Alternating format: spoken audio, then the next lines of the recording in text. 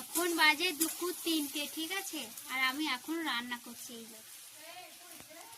কি বলো তো, দিদিরা এসছে, হঠাৎ ফোন করে বললো আমরা যাবো। তাই কি করবো, আমি পাপাকে স্কুল থেকে এনে তাড়াহুড়ো করে স্নান করে ওকে খাইয়ে দিয়ে আর রান্না বসেছি। রান্না প্রায় কমপ্লিট হয়ে এসছে, আর ওরা ঢুকেছে, আর ওরা এখন খেতে বসেছে। আলুটা ভাজা হচ্ছে, তাহলে তোরা খেয়ে নিয়ে আলু ভাজাটা হোক।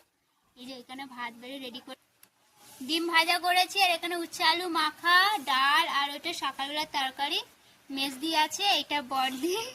আর যাইবু ওই বসে আছে ঘুম ভরে ওরা এতটা খান্নি হলো। আচ্ছা যাইবুরা যাইবু দিদি আসবে, তাই বলে কষ্ট, এটা তো আনন্দ।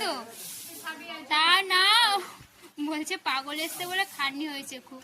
যাই হোক, এখন খেয়ে নিক পাগলরা।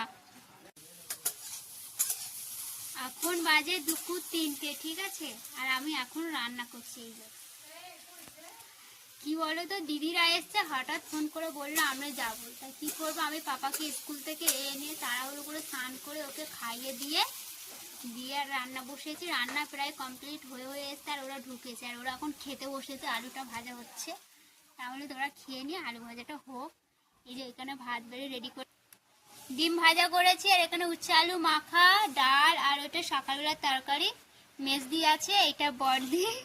আর যাইবু ওই বসে আছে ঘুম ভরে ওরা এতটা খান্নি হলো। আচ্ছা যাইবু দিদি আসবে, তাই বলে কষ্ট, এটা তো আনন্দ। তা না, বলছে পাগল এসছে বলে খান্নি হয়েছে খুব। যাই হোক, এখন খেয়ে নিক পাগলরা।